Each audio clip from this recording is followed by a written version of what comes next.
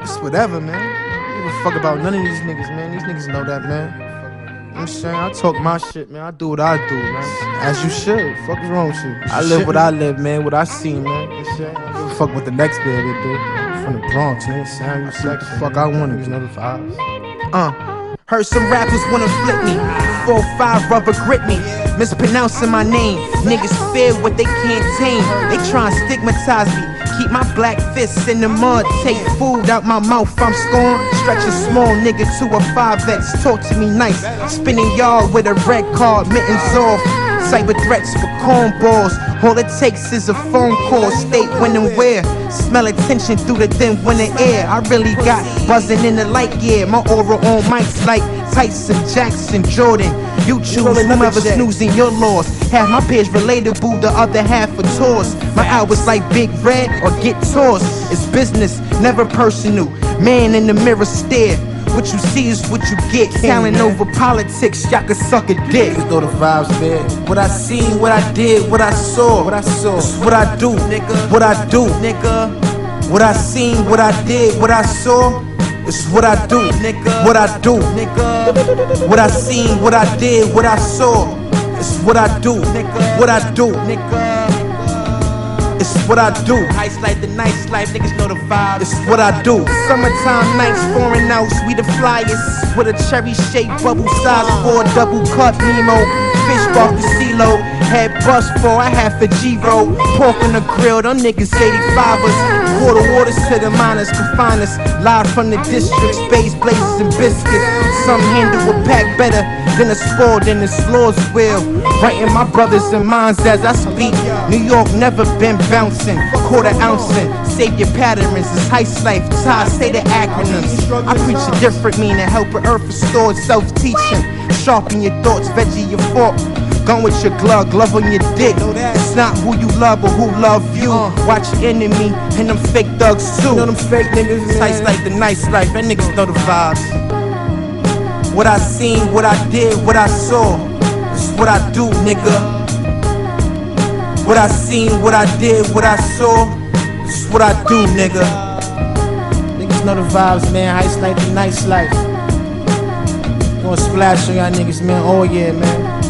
Just the warm up, man. I niggas heard Baby Main shit, man. I was light, man. Ty coming. It's a whole heap of us, man. You know what I'm saying? A whole swarm of us, man. Some killer army shit, man. Y'all niggas ain't gonna loot my shit up, man. I'm talking my shit forever, you heard, man? Y'all niggas know the vibes, man. You know what I'm saying? Just bought a new outfit just to go. The hip-hop writer is a creator, composing, understanding words of culture brilliance, powering a rebalance of the elements equally. Pages of rejuvenated reaffirmation, simply the almighty leadership of insightful craft work that stands to build through any confrontation born to be. Yet his daily duty is as a journalist that questions properly and uses his ears to filter the real. And as the art decays by dilution, he concentrates the best again and again, exposing it in print. Today's journalist and tomorrow's historian he listens to share. Here is that necessary attempt executed again and again and again. This is the Power Right Show on S.STREET Media. This is your brother, the lone low life with the home-sewn garment, the Boricua with the build, the true and living God, stepping in score. Sunni as Allah, a.k.a. Skillustrator Low. And we're on S.STREET Media, the evolution of media, where every intrigue will have its own show, every incredible thought will have its own episode, and every timeless insight will be archived.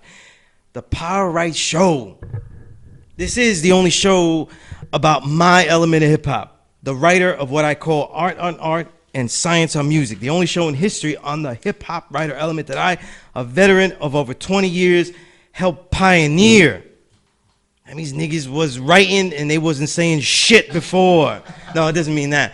It means that everybody that was dope wasn't calling this that. You know what I mean? I'm the first one in print around, this is around 1995, okay? I'm writing just lowly college, I'm in a college newspaper, Baruch College, but it's on 23rd Street, and I'm surrounded by every record label, every magazine you could think of back then, you know what I mean? They were all around me. I had no idea. And I said, I can't really be hip-hop if I'm just gonna cover another nigga, another bitch that talks about hip-hop, another guy that makes a song. I gotta make something that stands on its own as a creative measure. I got to create something. And just like KRS-One or all of them say, like, you got to try all the elements. What if you try all the elements and you suck at all of them? You know what I mean? Like, what if you know you was, wasn't comfortable emceeing? It didn't get everything you wanted to say in it, or it just wasn't your thing. You were a terrible DJ. Production, you just wasn't doing it then. It didn't have enough crates, right? That could be a thing. Whatever it was, right? You're a fucking toy in the fucking street, so you can't graph, you know what I mean? You try everything, and nothing's good, though. And your bones are all broken up, so you ain't b-boying anymore, you know what I mean? So the thing was, before people were saying to make your own element, I was like, yo, I'm going to make my own element. And I wrote that piece in 95. It was before Blaze Magazine called themselves the next element in hip-hop. We'll leave that story for another day and how they got that, how they did get that. You know what I mean? But shout out to all the niggas I knew in that magazine. But besides that, the point was we start to put our own art on this art that we're covering. You know what I mean? And really build science of music. Not that this song is blazing, this song is hot, this song is trash, but real detail about the music, putting in link with other genres, putting hip-hop as the musicians do themselves within the scope of all black music, the entire black diaspora. With that said, though, the great, wonderful plug that my show allows me is my own damn plug. My book is coming soon, The Filtered Real, Essays from the Invisible Renaissance. I call this era of music the Invisible Renaissance because the dark ages were the 2000s where every nigga fucked it up and the magazines kept crowning the wackest niggas, the superstars and legends. And now we have this bullshit that we have today, though, where we don't even know if it's rap. Not really sure. I don't really know what that nigga's doing. A nigga talking, I don't know. But the best music is veiled by this bullshit, and that's why I call it the Invisible Renaissance. And that book is coming out soon, though. I'm working on the final layout stages now. I'm doing it. It's all 100% project of mine to create, and some of my great brothers are going to help me launch it and bring it to all you in many different forms as we speak soon. It's going to be a good one.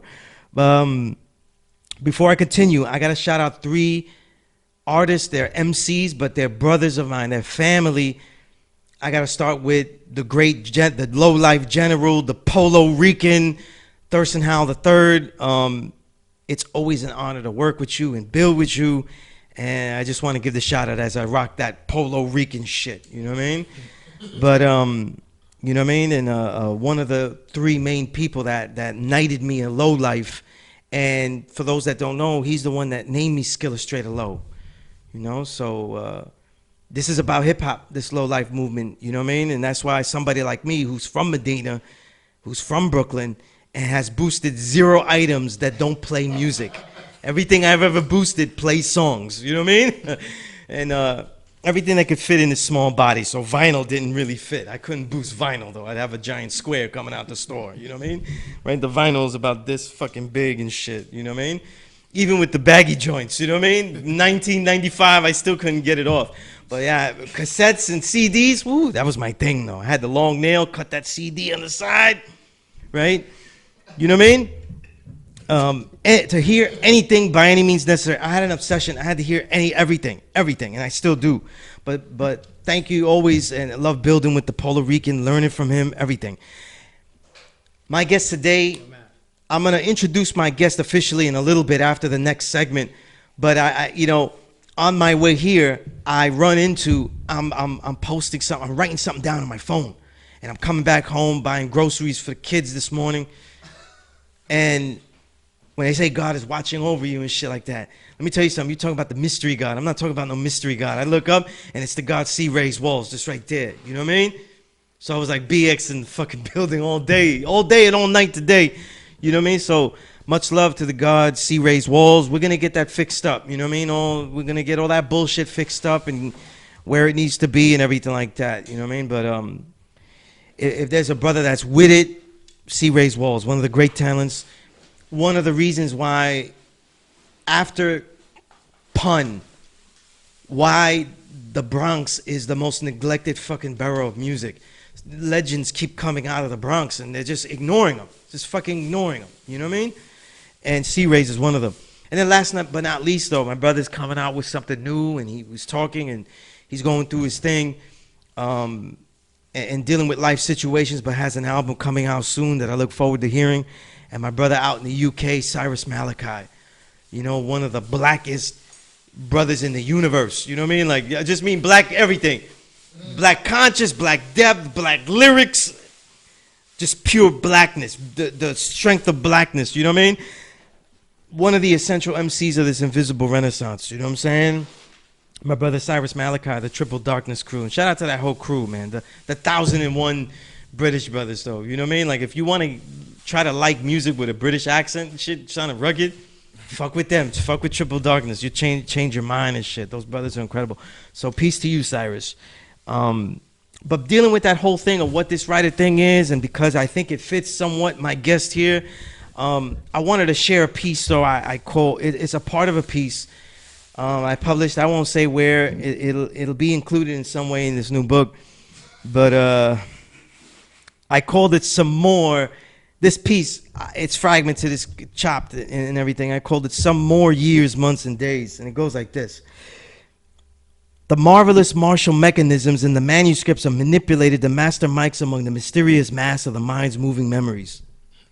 Spare some years for the science, Almighty. It's almost like the art makes love, peace, and happiness a tale that can't be written. I remember a life filled with martial manners, with no angst or silly auctioneering. My name's published in the paper so I can taper the pressures and principle of rebellious way. Away from the anger mart of precise pitching on every niggard street. Peoples left preventing their own perishing, excited to preserve the shortest legacies of prosperity. Deep in these trenches, the concrete is a grass that cushions with every crack and colors every opportunity as gray as it truly is. In el fiando de bodega, keys for food during a time when only roaches were gentrifying. The worse the smells, the more beautiful the voice. The more horrid the sounds, the more wonderful the drums. The vividness of atrocities, immediacies, only lend the lyrics to great timelessness. Hip-hop, a score for a film we won't forget. So like I said, the marvelous martial mechanisms and the manuscripts are manipulated to master mics among the mysterious mass of the mind's moving memories. So spare us some more years, months, and days, God. Anyway, that was a piece that I thought would be fitting for my brother that I have here as a guest. Not only my brother because he's just talented, though. I'd be stripping. Like, if you're dope at hip-hop, you're my brother, though. I'd be stealing, like, family and shit. You know what I mean? This hip-hop shit. But they're young brothers sharing the knowledge in a different way, and it's sincere to me. I heard it's sincere. I met one of the brothers in the crew, and I didn't even know. They didn't come in, yo, soon as you're ready, you need to write about me. Like, a lot of niggas come, and they try to get the knowledge of self that way. Brothers was sincere with the shit. They wasn't looking for anything. And I love, in this decade, I wanted to be a writer that didn't write about people that I knew about, like get the stars that were there and just push my shit out like that. And I wanted to write about people that was going to be the next level, the next level. And a lot of times I hear brothers, and I always put them back in the back of my mind. And I heard this brother, he had an EP, then another EP, then a short one, and he had a short one with another brother that's up and coming, right? And I was like, okay, that's good, man. He sounds nice, you know what I mean? Like a stylist, though. Like they could just open up a bullshit novel and read it to you, and like, yo, that's so dope. You know what I mean? Where you're like, yo, that sounds dope. And it's like, he's just reading some bullshit right there. You know, we'll give him a phone book. Sounds hype. You know what I mean? But I heard a work last year he did with Dirty Diggs. And I'm forgetting the verse right now that was on that Dirty Diggs joint. And God damn it, it was near the end of the album. And I said, this motherfucker's really gonna rhyme. I'm gonna pull it up. Spare me a minute here, because I like to have it cataloged. When I saw the point, when I said a brother is, oh shit, he's not just mortal. He's running immortal here. There's a little bit of immortality that's peeking through, and it was an album called Diamond Dust Shoes. Just that alone. But I heard Money, Power, Respect, and I was like, what a fucking generic fucking title. Is he gonna fucking talk about the same fucking things, you know, Tony? Is he gonna talk about the same thing? And he didn't talk about the same thing. He has such good lines and shit. And I was like, whoa. Okay, now he's not just making some music that sounds good. It's gonna reach another level. And then I heard his album Wasabi this year, and I'm on Toshi's Classic Storm Radio, and we got no guests. And I said, I'm gonna talk shit about that. You know what I mean?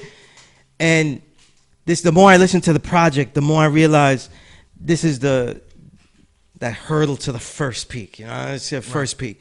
So without further ado, my guest, Pelon's own, Bronx's own, the great MC, a stylist, a lyricist, Sauce Heist is in the building. Oh man, it's a real honor to have you. You know what I mean? It's a real honor to have you. You know what I mean? And just to say off that, there's more proof that there's an actual New York revival. Now that we're in the last year of what I call the Invisible Renaissance, I'm thinking, you got me fooled here. I'm thinking that this Invisible Renaissance might continue, might extend itself. You know, I hear brothers like we was talking off air. I hear brothers like you. I see brothers like Rim just finally popping out. You know what I mean? You know, Ito's doing his thing. You got Rome Streets killing it. You know, all these brothers coming out, and I'm like, oh shit, this thing is gonna go a little longer. Then you got brothers from other places, Ralphie Reese, you know, Vendetta. I'm like, wow, this shit is not going away silent though. It's not gonna be a invisible renaissance that just died itself over, and we got the guys that we liked. You know what I mean? And a lot of those guys that were already in it, like Sleep Sinatra and them, they're still coming out with music at an extremely high peak. Their peak is not really wavering. You know what I mean? And just getting started. Yeah, it doesn't seem, that peak doesn't seem to be fading. So you're never disappointed with the records. And for you, Sauce, I felt like, okay, there was such a dramatic leap. I felt in my mind the way I was hearing the records, you know what I mean? Because I was enjoying them, like, you know, and I want to go into that, but I want to go back to the beginning, you know, get the Spider-Man origins of Sauce Heist, you know what I mean? And link up that hellish life in Pelon in the Bronx and link it with hip hop and how you get started as an MC. Well, I was actually born in Medina. You know okay, yeah. Flatbush. You know what I'm saying? But I was raised in Pelon. So. All right, so I'm going to be claiming you as soon as this is over. Yeah, but I was born in the same building as Andre Harrell, Bronxville, 1055 Rosedale Ave. You know what I'm saying? So that right there, I had Black Spades. What's Rhythm joint? Yeah, Black Nation. So I come from an origin of this shit. So it's, like I told you, my brother and my cousin DJ Shiz, being in the studio when they was young, they had DOS effects in the studio and all that shit. So so it was just my father playing the guitar. It was just a time. But growing up, I really had liked it, like you said, the elements. So I liked to go into the house parties and actually dancing and, you know, not really spray painting and graffiti and all that, but just, you know, I guess it's a new way of art, you know, the stenciling and shit like that. Okay, yeah. The Banksy side of shit, I guess, like seeing the visuals and that shit like that. So that's what really drew me in. Until like my boy Jesus Heist, Todd Adele, he was like really the rapper all our life and shit like that. I remember he wrote one of my first raps, but I forgot that shit. But he was really the rapper out of the three of us. And when he had like a little 5-year bid, he had got out, and he just was tearing shit up, you know. Like he had a couple of songs, and he had made that, you know, revolving door back into jail. So that right there was like, let me do something to motivate him when he get out. It's like, you know what I'm saying, let's do this, push this, push this, push this, push. So in 2013, that's when I had picked the pen up. You know what I'm saying? My mom's had passed away too. So a lot of tragic events had happened. I caught my drug case. I was on the run. So, but I had a fucking good ass song, a start off song. Bass Reeves produced it. Sophisticated Ignorance, you know, type that up. Heist Life. Peace to Bass Reeves in the house, you know what I mean? Physical and all that. So, it was just like our turmoils in life. You know, me being on the run, Taj getting out of jail, probation, parole. Baby Man, you know, having his little personal life. Like, we wasn't really focused on music. But Ty, like, him, like, really wanting to do this shit, we always pushed him. So, like, around 2015, when music was, like, really dying down, and I had beat my case, I had did a song called Stick Up. And that was, again, with my brother Bass Reeves. That's on YouTube, too, video and all that out. Then again, I had fell off, got lazy, wanted to enjoy life, you know what I'm saying? Being on the run for 2 years, in and out of jail, so you just want to take trips and shit. And he had, my brother Bass Reeves had just put me on to like, yo, this, you know, the boom back culture is about to come back revive. come back around. I'm saying ain't nothing new under the sun. So he was putting me onto a couple of music. You know what I'm saying? And I just like, fuck it, let me just start rapping again. So real strong, me really rapping, taking it serious is like 1 year, going on 2 years. I started in 2018. I dropped my first joint. Man, wait, you just pause here for a minute. That's ridiculous. You know what I mean? Yeah. You know, I'll tell you why. I did 11, but I did 11 like EPs and one album. I did 10 EPs and one album last year, 2018. You feel me? And 2019, I didn't want to oversaturate myself, so I already got a name for myself. I did a lot of shit that my peers wasn't doing. So when they was getting them overseas all these EPs released, because I have some of them. I don't have that many of these works. You know what I mean? I could tell you them. I'm saying I got Sauce Monk Volume 1 and 2. Right, yeah. I got New Kings. That's the first one that me and my brother had did. Yeah. I got the what's it called? Bengal Bone Marrow. That's what Al Divino. Got that one too. Yeah. What else I got? I got like a little 3-song EP with Vinyl Villain. That shit was on. Put it on vinyl. Okay, that one I don't have. Yeah, it's some quick shit. Well, let me ask you. Nosha Heights, some shit like that. Let me rewind like some of them, because there was some brothers that. There's a lot of MCs now. I have this theory. I just throw it out to brothers that are very productive in a like with short spurts, like EPs especially.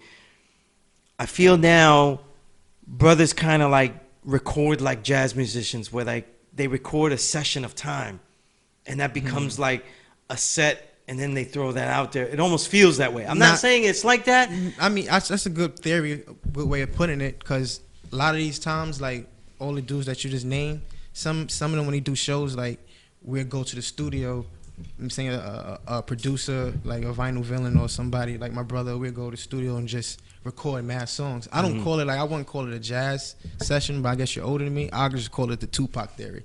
You know, Tupac lock in the studio, he do mad songs. You know what I'm saying? So we just lock in like Tupac. You know what I'm saying? Got you. But it's really the same thing, because you know when you get a jazz album, it's got like, oh, they did this whole shit, but they did it in this 2 days. Yeah, 2 days. You know what I mean? And they was just locked in. Composed good. Yeah, and it feels like obviously like an EP like the Al Divino one. Yeah, you know that shit was done in 2 days. Like we was drinking a lot of Tiger Bone. That's why it's called Bengal Bone Marrow. Word. Right. A lot of Tiger Bone. Yeah. Or in the studio, that's like one of those sessions right there. Like, not the studio blew up, but the shit caught on fire. Like we overworked the shit. Like, and it's dope because we got written up in Europe, but a magazine. You know what's interesting? Let me ask you about that. So obviously Al Divino is not New York. You know what I mean? He from out there from Mass and everything, right? But yeah, he in New York now though. But shots to my bro. So when you were working with him, though. Right, and versus other people like Camouflage Monk and stuff like that. What's the mentality here? Like, does the mentality change or? Oh hell yeah, mentality. You know what I mean? Like, he got me on high explosives. Or like he got me like into like the more psychedelic side of me, like spiritual, like the shrooms and the acid. Like yo, bro, if you want to really rap, tap in. And then when you listen to like Ghostface, fucking Supreme Clientele, just the way he was just kicking it, like he call it the brain rattle flow. So when you listen to Al Divino, when he do like the big punch, shit, I'm saying that brain rattle, like a stream of conscious though, because Al Divino has a very wild stream of conscious. He's a dope person, individual. You feel me? Like so, he the one who got me like on. It is the reason I say that is because to make a successful work with him, your style is so contrasting. You know what I mean? You've got such a deliberate mastery of the tempo. And then Al Divino seems like he just walked in and just said, you know, push things aside. Yeah, like, it seems like he just pushed a crate and a barrel aside, and there was a mic there, and he just grabbed it and said, yo, all right, fuck it, this is the way it's gonna rap. You know what I mean? Like, and then you're rapping, and it seems so tempered, layered, like. Yeah, my favorite two MCs though, like. It's fucking Ghostface and Nas. So if I and that straddles like the spectrum. That's that kind of like, yeah. Gotta put me in the atmosphere I wanted to be if I could combine them two, and then have a cadence of Raekwon or AZ. Well, let me ask you, because I always like to. One of the things I like to do when I interview brothers is MCs and artists is really try to tell the listener, the viewer, what I'm hearing and what I'm listening to, so they could get an appreciation for what you're really doing. And here's something just for you to comment on that I always hear is a lot of the beats that you pick, though, they're extremely Al Divino's a perfect example, those type of beats, because you really love a very, very drowning beat, especially the bass lines. Oh, yeah, And definitely. it's the way the people you're working with, the way you're getting people to EQ your stuff. But I never have difficulty hearing your verses. Right. And you're never yelling. You don't yell over the shit. And if you really hear these, not on some tinny bullshit speakers that take away the bass for you, like your phone or some shit, but if you really hear it, the bass is destructive. You know what I mean? Like the track you did, the bass is, is destructive, and I didn't have a problem. Like I didn't rewind and say, I just couldn't hear that bass line clipped right on his vowel, and I missed that. You know what I'm saying? I missed that. I didn't get anything. That takes a lot of mastery. I just have to tell the audience it takes a lot of mastery. And you're telling me that you really got serious with it. Where the fuck are you prepping all this shit? Because it's like you're okay. You go into the NBA, now you hit 3-pointers and shit. You're matching Curry shot for shot. This is bullshit. What steroid did you just fuck with to make these records all of a sudden? Because when you hear the first... I grew up around, believe it or not, my brother Bass, he had a fucking demo tape that, I'm saying, I guess that was for the hood for him in East New York. But the samples on that shit, I still be like, yo, use that shit, man. He like, yo, people gonna use that shit. It's just I like certain if you're gonna get a sample, it gotta touch your soul where you could say some shit that's gonna be like, oh, damn, I can relate to him. Just because off the sample alone. When it's gonna be like drums and like you said, bass and kicks and all that shit gotta be like a New York gritty. Either it could be like a New York gritty or it could be like a New York groove. You feel me? A New York groove with a kick and a bass. So I try to put myself in a, say if I did a Central Park performance, and say if I was in a tunnel. So having two sides when you're doing that. And you were saying off air that you think about making songs that how you would perform them. You know what I mean? If I was performing, that's why most of my hooks will probably I try to master that hook state of mind, master that hook shit with a chant, as if I'm saying a chant, so the crowd can say it with me. So I try to do hooks like that where it's easy, because most people like to sing along with you anyway. Right. And some of the wordplay will have unique word choices that become a hook. And that they become the song title too, like chili noodles, you know what I mean? That's really not an important part of the song's concept, you know what I'm saying? Yeah. But just the titles alone too. It just stays in your head and shit like that, you know what I mean? It just shit like that, you know what I mean? But and the way you're emceeing, this is, for the listener, this is an MC that they're not worried about the pocket. They're the way you rhyme, you're kind of born inside the pocket. Once you start, I know when you Bass, when you produce for him, you're not going, this nigga's out of the pocket, cut. You know what I mean? We got to do it again. It feels like all these songs start out right in the pocket, and when I work with my brother, that's why we haven't done a full project together yet. But this year is coming. You feel me? Before the year 2020, we gonna knock out something. So look out for that. But when I work with my brother, it's I really feel like he has that major sound. You feel me? Got you. I feel like he's already a primo and an alchemist to me. So my main problem is performing on the shit. You feel me? Because it's damn, this shit is I don't want the beat to outwork me. Damn, I'm just only listening to the beat. Fuck what you're saying. You're saying everything has to go. Well, one of the problems I found, and I know you'll relate to this, Bass, is that I feel like MCs, they're dope. They're great MCs. I'm talking about only dope MCs. They tend to fall into they tend to go into a pitfall where they give you a great lyric, but they tend to need a very typical break to get them open. And then we end up hearing a lot of breaks. And like I said, I'm a little biased because I've been doing this so long that I've heard all these breaks before, and I've heard samples, and I'm hearing a lot of music, and I'm like, I hear some of the samples, and I'm like, I don't hear people drown out the sample that way. You know what I mean? And I'm like, I like what they did with that. You know what I mean? It doesn't feel like, he's just, Hihachi again. Hey, thanks. You know what I mean? One thing with sampling, that shit can get boring. So that's why when there's a lot of sampling songs, it's good to keep it at that 145 mark, because you don't want to keep on. Got you. I got you. You're saying? Got you. Absolutely. Unless Absolutely. you got to put a different Now, sequence in it. I want to bring up two things, right? My last episode, I had a whole episode about what I call media mutations, right? These are things that I feel like the media, some of them I was there right when they made up the fucking myth. And I try to delete those myths and stuff like that, you know what I mean? And I feel that one of the consequences, I'm not going to talk about the myth, but I'm talking about one of the consequences has been that magazines and media, our own people, there's our own people that did most of this stuff, don't really question the artist on the lyrics that they have. You know what I mean? They don't put them to task and say, hey, you said this bullshit here, you said this here, this is fucked up what you just said here, you know what I mean? And for the listener, because the majority of listeners that will listen to a Sauce Heist record did not do any of the shit that Sauce Heist is talking about. Right. You know what I'm saying? And that's really one of the things that appeal to things. Let's look at three-pronged here. Nearly everyone that listens to the record has not gone in the hustle of making a record and making a good record.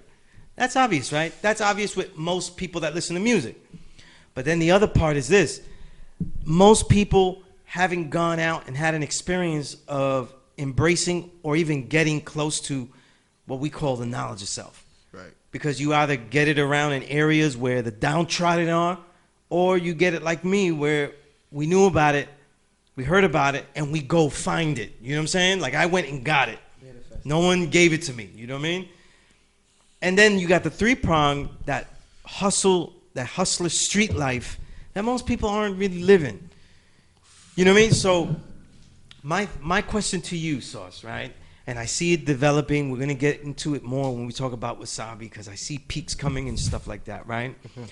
Is first off with the knowledge of self. How did you come across the knowledge of self, and what does that mean to you as far as like your insight, how you deal with the world, how you deal with making your music? Well, that shit's important to me. Like I said, Bass Reeves is one of the reasons of a lot. That's like my father. You feel me? I have my father around, but him not being there at the times or the years, like my brother was always there for me. You feel me? So once he picked up that book, I picked it up with him. I'm saying I was 15 years old. He told me to stop eating pork. Didn't understand, but now I understand why. You feel me? So it's just like I always was in the cipher of it. So it was bound for me. You know what I'm saying? It's just whenever I wanted to pick up the book. Right, when I wanted to study my lessons, you know what I'm saying? So it was right there. So as I get older, you know, have your kids and you do mistakes and little ups and downs of life, like you feel me? You want to correct it and not believe in, like you said, mystery, God. You want to know what's working for your universe. Absolutely. I appreciate that answer. You know what I mean? And here's the thing, right? We get a knowledge to get a better life, you know what I mean? And I think people don't understand, and I want to hear it from your mouth, how you see it. It is that living contradiction. You know better ways, but talking about those horrid things are also important. You know what I'm saying? And no matter how far you get away from them, because none of us are given anything. We always have to get everything, whatever cipher we're at, that hellish life is not too far away. It's either impacting in some kind of way, you know what I'm saying? So like when you go out there and you rhyme, a lot of brothers would tell me it's therapeutic. A lot of brothers would tell me that it's just these stories have to be told by them. How do you see all this when you rhyme about these things that really most of the people don't understand? That's a good question. I really tapped into that in Wasabi. Like I said, I just really started really rapping for like 1 year, going on 2. So me just trying to find myself, I really did on Wasabi. So talking about shit like, you know, that you know and your people is going to relate to, like even if the crowd, the fan can't, like, really ain't going to understand, that's what makes him want to bring it back and be like, what was he talking about? Until that fan can have that experience and be like, oh, that shit kind of makes sense to me. Like, you feel me? Shout out to my man in 3B, you feel me? Like, oh, shit. My man live in apartment 3B. Like, it's not a little small shit, you feel me? So it's just like, I always try to keep it about my life and detail about my life, but also where I could give it to the public, where you could have experience later on or catch it later on. Like I said, Ghostface and Nas are my favorite rappers, and they always give you the hidden gems where you can listen to a song as many times and always find something new about it. I definitely say that. You know, and just a disclaimer, like, if you haven't heard Sauce Heist music, I'm pulling out from deep within, though. This isn't fucking... When you press play on this shit, it's not going self-destruction. We're headed for self-destruction. You know what I mean? Like, it doesn't play like that. I'm pulling this out because it's non-didactic. It's non-preachy. It has insights. It has things you got to analyze. It's real layered music, and it gives multiple listens. You know what I mean? Like Heist Life, man. That's helping Earth restore self-teaching. Yeah, and we was, you know, I was gonna mention that when we get into wasabi and stuff and these acronyms and things like that. You know what I mean? But you know, as far as like the first couple of EPs, right? Mm-hmm. I noticed something that you were working with a lot of guys that they were up and coming just like you, and then now it's almost like a different cipher now. A lot of guys have like gone close to blowing up. They're making records. I remember these dudes been rapping before me, man. Right, so right. When I told them how long I was rapping, I was like, "Damn, you next to me." So it's like that makes certain people want to get their ball game tighter, or certain people want to be like, "Well, if he doing something, he must be doing something right. Let me fuck with him." So, right. Like when I came in with Crime Apple, I brought him to a show with Planet Asia, and you know, a little shit had happened, and then turn around, look at him now. So for me to be like a handshake, and I still got Crime Apple number, like for me, I can call him whenever, but just to, you know, have that in my archive, and absolutely, it's like damn, like I'm not too far from that door neither. So it's like I got to keep on working.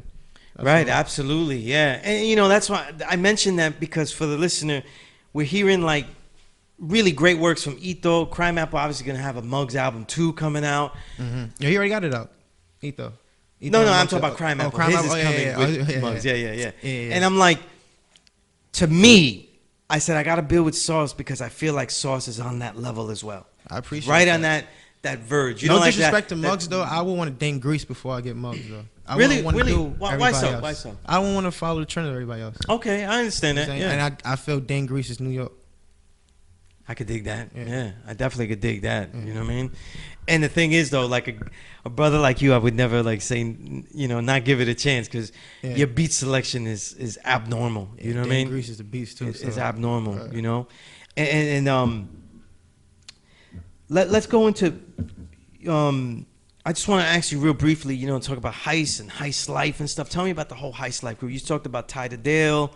Baby, you know what I mean? And it was a group of 5 of us and all that. The 3 that you know about, a boy named A1 Doe and my son KO.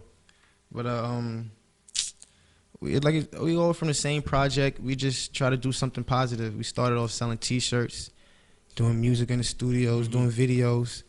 We did a fucking show for DJ Top Boogie. He's like, that's what I said. It was 2013. He was like 2013, 2014. One of them years, and he was like, "Yo, it's right after fucking ASAP Rocky blow." He was just saying like, "Yo, if they don't sign y'all, then I don't know what the fuck, I don't know what the fuck they want." So with hearing Griselda, it's like, damn, like son, we was doing that shit too, or he just stopped. But you know what I'm saying, so that's kind of gave us the push to and all that shit. But Heist Life, yeah, it was really always us 3. We just added KO and A1 Dope, but they don't really work as hard as we do and shit like that. And got you. we don't fuck with the other character. But KO, that's our boy. You feel me? He doing taking care of his child and shit like that, trying to get in the Navy and shit like that. So he doing bigger and better things. Like I said, Heist Life, man. Helping Earth restore self-teaching. We just trying to do shit that's going to better us. We got kids, so you feel me?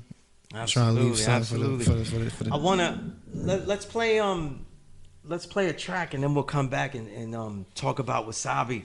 But before that, before we go to that song break, I want to talk about working with you know, Jamal Gasol, because he's another one that I feel is on that verge. That's my brother. Like, that's my brother from another. It's crazy because we had the same producer, my boy Q Star. He was like, I'm about to go to see Jamal upstate, and how me and Jamal have fucking linked up. Killer Cali from GCM. He got this little group called PRR. You know, few of us is down with that shit. Me, Jamal, Noah Flood. You feel me? So we did an album too. And that's another EP of mine. Okay, yeah. I still got more homework to do. Yeah, I thought I had the whole collection. God damn it! I feel like those kids that don't have all the GI Joes. Chili. Yeah. So yeah. So me and Jamal was just talking. I would hit him up like, yo, I like your music, was good. He's like, yo, 150 for the feature. I'm like, nigga, I'm P-double-R. He's like, oh shit, like, I bet them, say no more. I'm like, yeah, I fuck with Creestar too. Nigga, he in my crib. Like, showed a picture, like took a picture. Psh. He like, oh, like, damn, you damn near family. I'm about to do a video with Benny, pull up. So I went up there and all that shit, and he treated me how I want to be treated if he was in my crib. So you mentioned the God Planet Asia, and then you mentioned, you know, oh yeah, I went to Cali. I went to Venice Beach because the album I have with Dirty Diggs, Diamond Dust Shoes. I shot the videos. With, and obviously, JR. Dirty Diggs is a link, you know, between a whole bunch of guys. So I had linked up with. And of course, Planet Peace to the Asia. God, because he always knows talent when he sees it. He actually wanted to put me on the spotlight and wanted me to fucking perform on one of his shows, but me being humble and me knowing I'm not ready, I was like, nah, I'm not ready. Like, he's like, I appreciate that. Like, most cats that try to get on and front and fuck up. Absolutely. So we're trying to do that. Well, Peace to the God. Let's take that break, listen to one of my favorite tracks off Wasabi, and then we'll come back and build on it for the rest of the show. Peace. Say that. With belly eggs, baby. Hey yo, fuck you, CO. Nigga, I ain't locking in. The game ain't even fucking over. And don't even fucking wake me up talking about sick call. Nigga, I ain't fucking sick. Turtles rush in, the fiend with a shank out. Somebody ain't get a tray. Hey yo, my name's Sauce, by the way. Boom was squeaking on the courtyards in the beacon. Felons with belly eggs banging on the gates. Faggot Jakes making us wait. Hand me chili noodles and salmon flakes. Spade betters, casino ass betters. A turnkey, don't make it any better. You don't make this fucking visit no better, man. A turnkey, don't make it any better. A turnkey, don't make it any better. Bitch, grits and jelly for breakfast, for lunch it's some next shit. Mystery meat, I wouldn't eat with your intestines. Rather make a burrito, soup, fish, Doritos. Holla at my man Rio, play some casino. 21-minute clicks, we split 6 and 15, my click get the 6, my bitch get the 15. Said I'ma hold you down like she carrying something. Send me letters like I'm trying to make a salad or something. And them coppers be frontin' on some hype shit. Till I catch him sleeping on a night shift and beat him with the nightstick. Almost had a fight with this clown from my town. If I was shooting at him then, why would I box him now? Going to sick call, now I'ma ox him down. Cause where I'm at, niggas ain't playing with no scalpels. Beef, you see Hawk like you playing in Seattle. A turnkey, don't make it any better. A turnkey, don't make it any better. I'ma hang myself right now, CO. A turnkey, don't make it any better.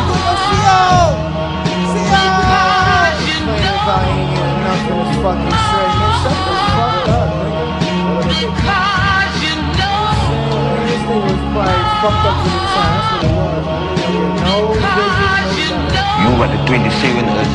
There's a knife for you. You must kill or the major or the captain. And the 27, they told me, salute, my brother, and go. You can watch. And then I go to the cell there. And you watch. And I watch. So what would happen if the 27s didn't follow your orders? I killed them. All right, we are back in the Power Right Show. I'm your host, Sunez, a.k.a. S.TREET Low. We have Sauce Heist in the building, and we're going to talk about, for the rest of the hour, his first, to me, masterwork. You know what I mean? Wasabi. And, you know, I immediately thought, when I was thinking, like, how would I describe this album? I said it was an LP of realized theme music, you know? I felt like Sauce, in the works that you had, you were learning how to make songs, trying new things, experimenting, like, you know, when you did the Onyx style, like, you know, just doing experiments, having fun, then doing, you know, like when you did the second Sauce, you know, the Sauce Monk, you kind of experimented with doing some posse cuts and working with a lot of MCs and really getting the feel for all these different type of vibes and stuff, you know what I mean? And then all of a sudden, Wasabi pops up, and it's, to me, I say realize because the way you chose all the beats from a whole list of producers, showing that you knew how to arrange it, know how to pick it, exactly what you wanted to do. You've got themes in the song, you've got concepts, and even for yourself, it's like I always think there's an MC persona theme. I really feel like it's really developing here. You know what I mean? Appreciate that. It's like to get a visual. To me, we're on that roller coaster. I had listened to a lot of Supreme and Illmatic. I ain't gonna lie. I had locked in. Those are my favorite 2 albums, and just smoking a lot of weed and finding your inner peace within yourself. You know what I'm saying? Just trying to be different. Like you said, listen to your old shit, see how you could graduate and not sound the same, and working on what you need to work on. It's like just study yourself and student. Is there a lot of writing that gets left? Oh, as hell drafts yeah! I throw away shit. I ain't one of them dudes ashamed to be like, nah, this is whack. right, You know what I'm right. saying? I don't really write down no more. I should. That's one of the shits that's really missing part of me. It's like writing. But the phone, just because you be in so many different studios, sometimes like you gotta write on the fly. So it's like the phone is the quickest way I could, you know what I'm saying, jot some shit Oh, down. Sure, yeah. That's like the notepad, the ultimate. Yeah. Yeah, but word though, Wasabi, man, that shit was like more on working on a soundscape.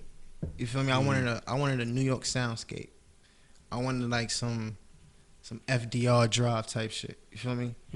Like where you ain't gonna skip the shit. You can't. It's like, damn, how can I skip it? Yeah, because most of the songs, you frustrate me with one verse.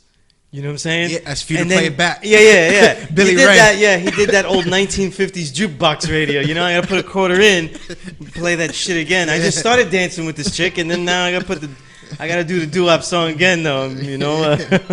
Put it, and yeah, like the song we just played, though. I had chili noodles on repeat, like abnormally. You know what I mean? Like psychotic levels, and then the next day it will be a different song. You know what I mean?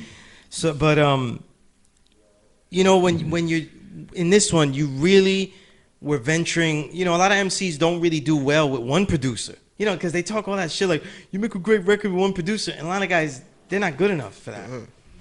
And then they're also not good enough for picking beats from many different people because it wavers. Like after a while it fades and they start putting shitty beats on it. I know what I sound good on, though. That's what it is. I wouldn't go out of my element unless I'm being paid for it, and I gotta be paid at like a pretty price now because I see how that shit kind of affects you.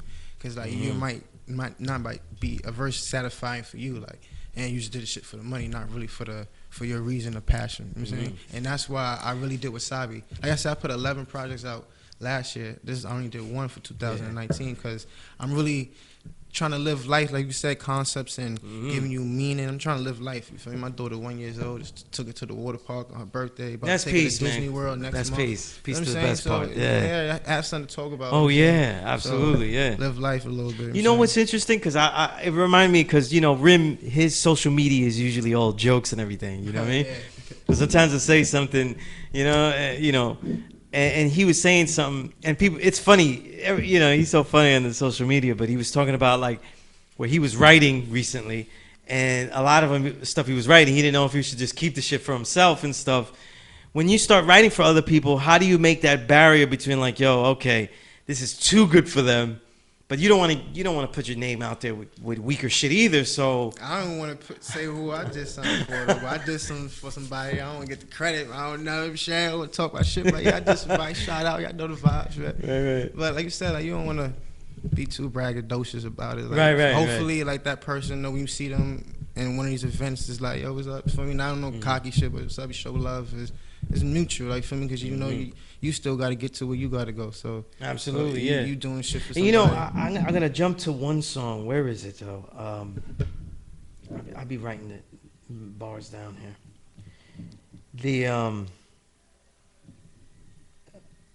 Let's see. But yeah. You did the video for this. It was a great song. It had so much depth in it. So we got to talk about like a couple of things about this song. But the WID, you know what I mean? Yeah, You know yeah. what it do. And by the way, that whole chorus is addictive and shit like that. Yeah, see what I mean? You know, it got me walking around, getting into trouble because of your ass, because I'm acting fucking tough. I'm walking around like Red Man and shit, man. You know, when he did that video, you know what I mean? And I'm fucking pushing people that say, what it do? What I do is what it do, you know? You know? But, you know what I mean? But, you know, in this day and time, we're not talking about the fucking bullshit pop that we don't even know what the fuck it is, what they're doing, the sing-songy shit. We're talking about actual hip-hop music. And then you made this single, and it's not about the street life, nothing like. It was literally, you started off about the rappers in this underground shit, how they be talking shit and everything. And I'm just gonna quote this. He says, heard some rappers want to grip 4 or 5 rubber grip me.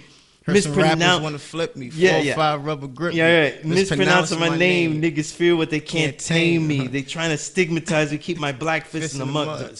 Like, you know what I mean? Take food out of my mouth. Yeah, that was just keep my black fist in the mud. This is bar. That one right there, Let me ask you though, because a lot of people don't know this. I know what you meant with that song. I see a lot of that. You know what I mean? But we have a lot of social media. We have a lot of this. We have what I talk about a lot. A lot of artists doing a lot of Twitter masturbation of themselves constantly. You know what I mean? That's why I deleted my Twitter. I am the greatest individual ever. No one else is fucking with me, this and that. And it carries over to the way artists engage with each other. You know what I mean? Nah, but you that's dope that you brought that shit up, because that's what that shit is like really about. Because a lot of people get that song really came when fucking Tory Lanez told Royce the 5'9" suck my dick. I'm like, oh shit, this Twitter shit is out of line. Yeah, because and then you got other people just talking to you. Yeah, because your catalog isn't. It's like you gotta fuck with the catalog. Are you dumb? Exactly. Like, come on, like. So it's like once you see shit like that and you see all these other people egos, it's like, come on, man, you see me, you know how it say, like, you don't even do this in my face. You treat me like I already made it. Like, come on, fam. Like, you know, I'm telling you, roll up, like, go to the store, like, treat me like I made it big. I'm a regular nigga. I'm in the hood, bro. Right. I ain't nobody big. You know what I'm saying? I'm trying to get there. And I tell the listener, people think it's like, but throughout my almost 25 year career in this shit, it's the legends that are humble. You know, more often than not, if we generalize, the legends are humble, and the niggas with 2 songs out are fucking high and mighty assholes. Yeah, fine. And it constantly happens. Like, they think that I'm here, I did it, and now it's clear that I'm greater than everybody. Like I said, you know, I finessed this one year though. Like, for me, like, I couldn't. If them fucking overseas vinyl labels wasn't trying to give me that bag for the vinyls, I found the way again pressing my own shits. Like, do it right in Brooklyn. You know what I'm saying? Right. You feel me? So I was pressing up, running it up. I still could run it up, but that shit costs money. You get the money back, it's a hassle though. You feel me? I just want to, like I said, work on producing just good soundscaping music. Like, I got this project with Spanish Rain that's about to come out. And this is another like, it's like experience of going uptown. You feel me? Like, you feel me? It's gonna be on one of them get down joints. Gotcha. Yeah. Like, you gonna see, it's gonna be flavor. You feel me? It's gonna be like one of them. You know what I'm saying? Like, it's gonna be fire, man. I don't want to spoil it. Yeah, Sasson seen the MSG without the MSG. You know? Right? By the way, if you Dominican, Puerto Rican, if you really know how to cook, you don't need that shit. Yeah, you know how to make your own sazon. You know what I mean? Yeah, but I appreciate that. But this song is two-pronged to me. I thought this song was stellar. You know what I mean? Yeah, and that shit was that was one of my, like, that second verse. You know, that was just me wanting to It was dance. just so dope. Me wanting to get in the groove of the song now. Yeah. The first verse was the statement, like, and this is just me personally. I was thinking, like, could this be, so far from what I've heard, the best of his career? You know what I mean? That's how dope I thought the verse was, because it had that rugged fire. You know what I mean? Like that heart of the street. It had the heart, the sincerity that you got, but also had understanding. You know that you know, that's where the acronym for heist, you spilled it out there. You know what I mean? You spelled it out there. You rocked it. You know what I mean? And it didn't sound, you know, by the time you finish, you don't feel like you banged anybody over the head like with a book, you know what I mean? Right. It was just like, yo, oh, that nigga about some all Grooving. types of shit, you know what I mean? Yeah. Grooving, right. You know, and then the way you mixed it in the video, the way you mixed it into Billy Ray, Dan Aykroyd, you actually Yeah. popped the Dan Aykroyd in there and shit too. You know what I mean? And that was another great track too, you know what I mean? For the listener, I think Billy Ray is a great example of real street narration. There's a way that you describe with you have a great sense of object detail, using objects as details. You know what I mean? You did it through there, like from the Timbs to the chew stick, and things like that, like the details. You know what I mean? Nigga, fucking Tracy Morgan said, Martin said, if you funny, what's so funny about this orange? You feel me? So you gotta be detailed. Right. Right. Cause you did that on a couple of songs. There was another song. Oh yeah. There was because I love 98 Live. You know what I mean? That bass line is another one that drowns. You know what I mean? It'll break a speaker. Like 98 Live is like gonna be like you're gonna think Spanish songs. You're gonna be like, damn, like is this the leftover songs that didn't make it with Wasabi? Or you're gonna be like, yeah, this yeah, is a groove. You feel me? Yeah, and that was a groove. The way you sampled Guru and muffled him, you know what I mean? Once you sample Guru, you got me already. But like the whole verse started the way you go, the glove box dirty. That's how you started the verse, the glove box dirty. So I'm already thinking like, I'm in my mind, I'm opening it and I'm like, oh shit, it's got, you know what I mean? What's this car about? There's a thing I talk about MCing where people give you one particular detail and allows the listener to paint the rest of the car. It, yeah. You know what I'm saying? And like when Nas said split the Family Street, you pictured the rest of the sidewalk because he did that. You know what I mean? And you do that all the glove box is dirty, so is the trunk. Now we got the trunk, it's just dope. And I want the listener to go through all that. But you did this throughout the album, you know what I mean? And there's so many peaks and stuff. But let's talk about, before we end, I got to ask you about chili noodles, because you had that concept of jail, and I just finished building with Chia Lee, who has that great autobiography of that life going through jail. It was that sample. I told you that when it's the right sample, it touched your soul. So like it was just singing to me, and you know what I'm saying. I'm trying to be on my melodic shit, like, but not melodic, but like on a hook where I could just have it bouncing, where it could just be like a verse. You think it's a verse, but it's just like, damn, that's a fuck it. I don't hear shit again. Now let me ask you, right? Because you say the vibe of the song, the idea was that it's not jail. It's not a place of reform, but another place to survive. Yeah. They had to survive. More or less, it's just like we giving you, like I'm saying, me and Tyler Dell, we was just giving you like a glance of that shit, not even a whole. I remember Chia Lee was saying in his book. Shit. Chia Lee said it here as well when he was with us. He said that it was really like just a big boys club, you know what I mean, over an extended period. Like it didn't really reform you if you didn't really try to, you know what I'm saying? Yeah. And in that it got, it's like there was a great claustrophobic feel that you capture in the song in just a short bit of time, Yeah, that's not even like really the county part of it though. Like, I've never been to county, so for me, I just been on the island. But Ty, he been in county, so I just told him, like, for me, keep it where people gonna, like, with the island, with a little bit of county experience. Understood. You feel me? Right. So that's what we did. Because we gave you a glance of what really goes on to that shit. Yeah. Not even, like, depth into it. You feel me? Absolutely. But listen, let's talk about the acronym real quick, though, because you guys have a lot of them, though. Tyler Dale, if you go to him, he says, how we eat in struggling times, you know what I mean? And then you had said, helping Earth install self-teaching and stuff like that, you know what I mean? And it's really coming out in the works, you know what I'm saying? In the works that you do and stuff like that, you know what I mean? Talk about, we have to talk about Silence because I love that song too, and I thought that verse was profound too, you know what I mean? And you have this way of telling the young, I'm not going to quote the bar, even though I wrote it down here, but you have a way of telling the young, the listener, you're not telling them don't do it, but you are telling them, listen, you do have a choice, though. Do what you're going to do. You know what I mean? And that kind of mentality. A lot of MCs don't choose that kind of way, though. Some people would force it, though. You know a better way. Why aren't you, when you rhyme, telling you, don't do that? Why do you say, hey, you got choices, you take your own? Why? I don't want to dislike my peers, but most rappers try to give you the I done it or yeah, this is what it is. Most people never live through experience. So I try to give you the lesson, the moral, and you going through the experiences on you. So I told you the moral. I told you what's going to happen. This is I'm saying. This is what's going to happen. So the choice is on you. You know what I'm saying? It's in your hands now. Like basically trying to like school you, teach you something. Absolutely. I definitely see that. We can't talk about the entire album though, but it's filled with stylistic changes.